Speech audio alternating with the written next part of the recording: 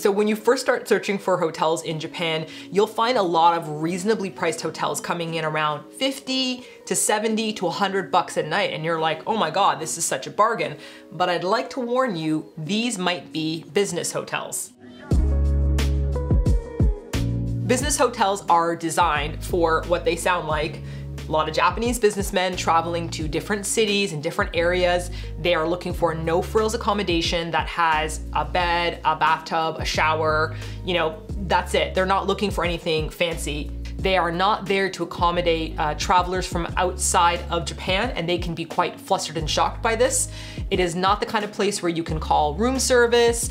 They may not have a restaurant on premise. It's really kind of like a one-stop place that you're going in between places. The big pro to staying at a business hotel is they tend to be located super close to the train station. These kind of places are great for when it's like the night before you fly out. So there are a ton of business hotels near both Haneda and Narita Airport. You know, it's just like a place to stay.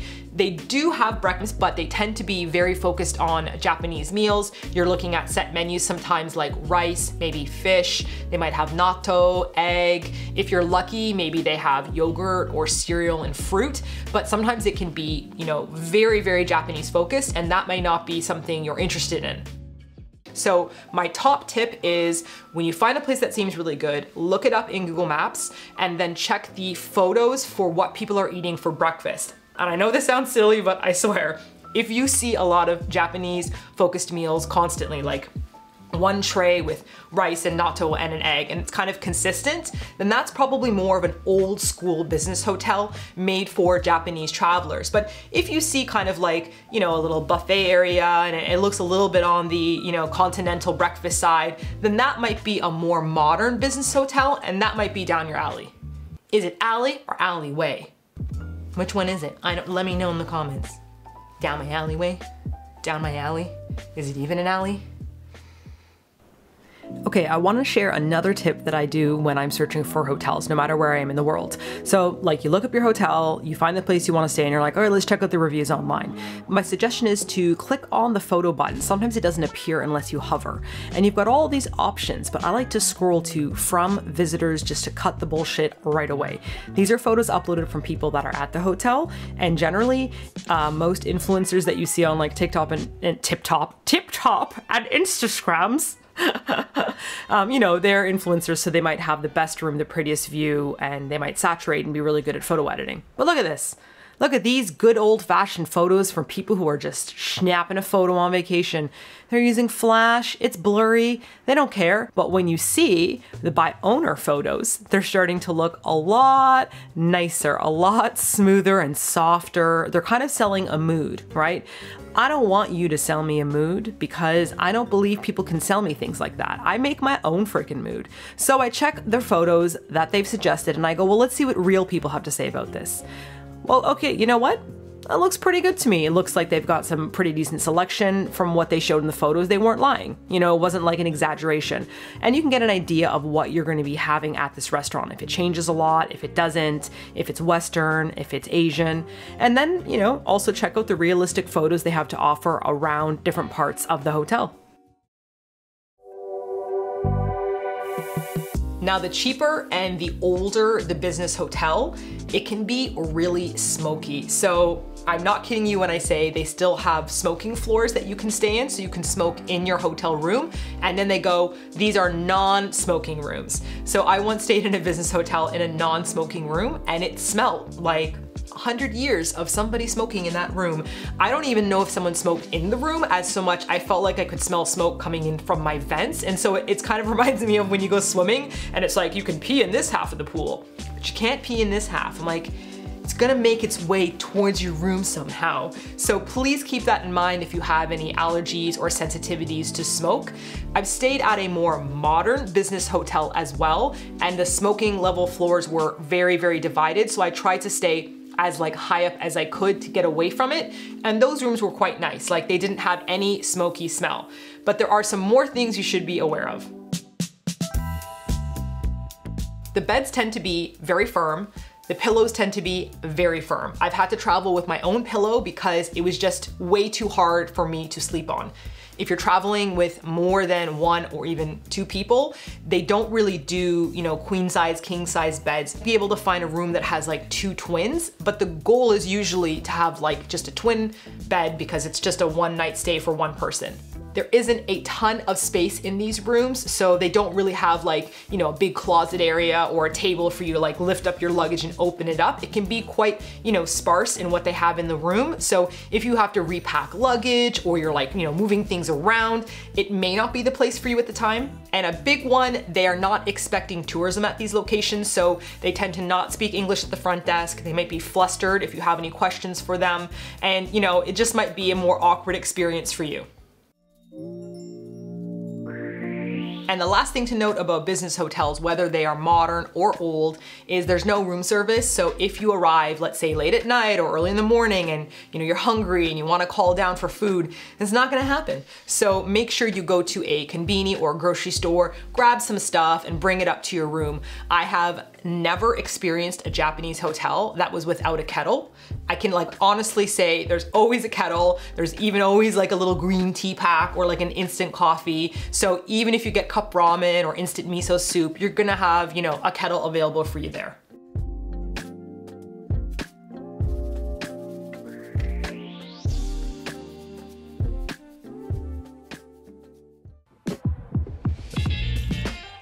So let's move away from business hotels and talk about the mid-range hotels. Money-wise, I'm gonna say they range between $100 to $300 a night, and it just depends on the season and when you're booking these places. Mid-range hotels are more understanding that tourism is going to come to them. So off the bat, one of the biggest pros to staying here is that they often, not all the time, but often have an English speaker that works there. They might even have other languages as well. And this is helpful for a couple of reasons. The first one is that it makes it a lot easier for things like calling a taxi. You know, they can tell the taxi driver exactly where you're going, so there's no questions in the taxi cab and you're like, I don't know what's going on. The second advantage to having an English speaker at your hotel is for calling restaurants and making reservations. So I'm not even talking about, you know, like a fancy restaurant. Just a normal izakaya in Japan, they can get booked up very quickly just from locals. In order to avoid disappointment, it is great if you can find a spot that you want to go to and ask the receptionist to just give them a call and see if they have a spot for you and to pick a time. Now, I'd like you to keep in mind that 1 to 2 people in Japan is pretty easy peasy for getting into restaurants. 3, all right, but once you hit like the 4 range and 5 and 6 range, you normally have to book a table just because they don't have the counter space for it. So to avoid disappointment, it would be best to ask the receptionist to call the place to see if they can accommodate for 4, 5, or 6 places. Some places are just like straight up, no, we don't have the space. So I think it's super helpful to have an English speaker in this case.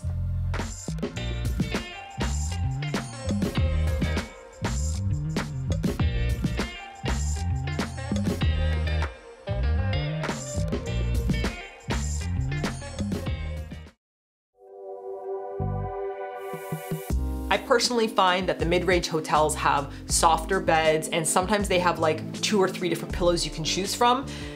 Business hotels just are like, here's what you got, and that's it. And it can be like, oh, I'm so crumpled. I've had some terrible, terrible sleeps at business hotels.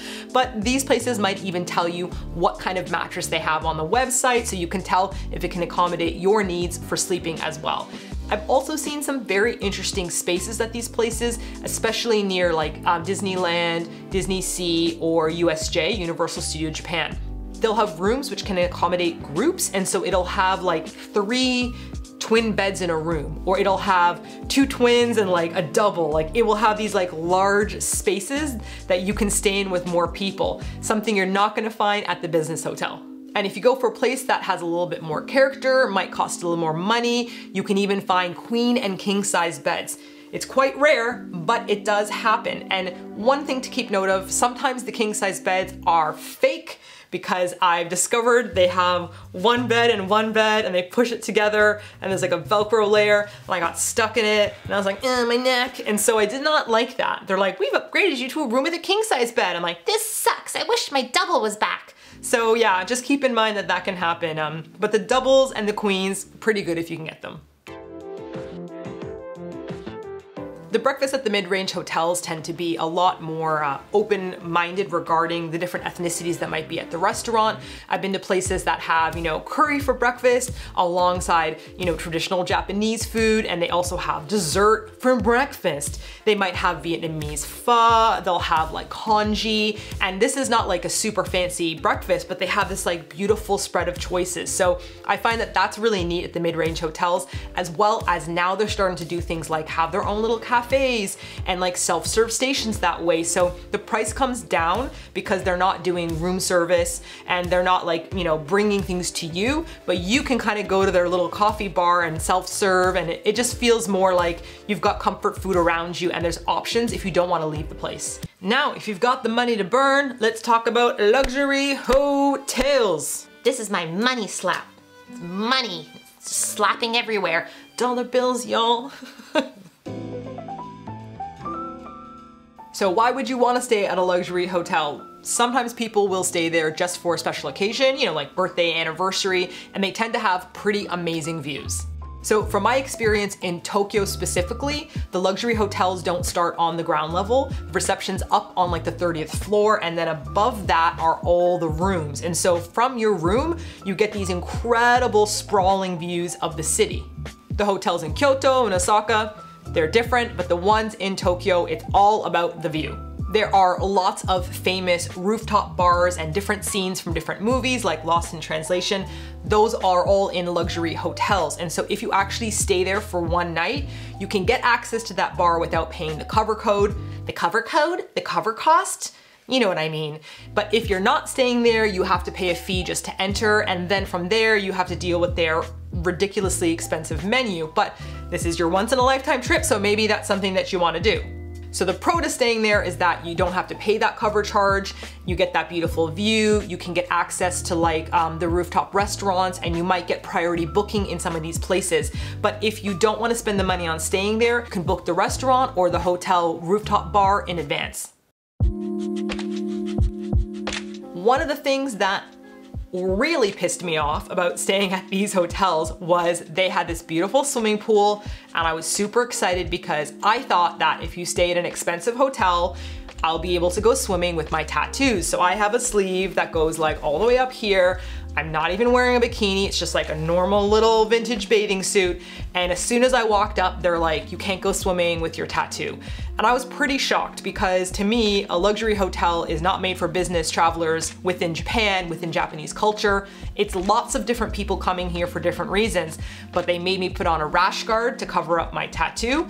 And also you have to wear a swim cap, but that's normal at all Japanese hotels. And so I had to put on a swim cap and a rash guard, and I was like, this isn't fun anymore. And I'm like swimming in this nice hotel pool, and I'm like, this sucks. Do keep in mind the tattoo thing, so bring yourself a rash guard cover up, and they do have rental caps for you for the swimming area, so don't worry about that. If you got no tattoos, enjoy yourself. I jealously think of you cannonballing into that pool.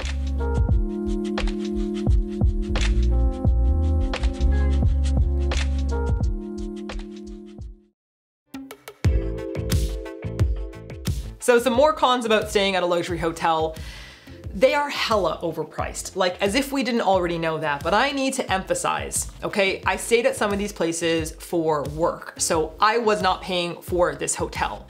But when you open up the mini fridge and you see a can of beer, which you know you can get from the convenience store, like downstairs and around the corner, and they've like triple, quadruple overpriced it. It just really makes me mad. One time, small side story.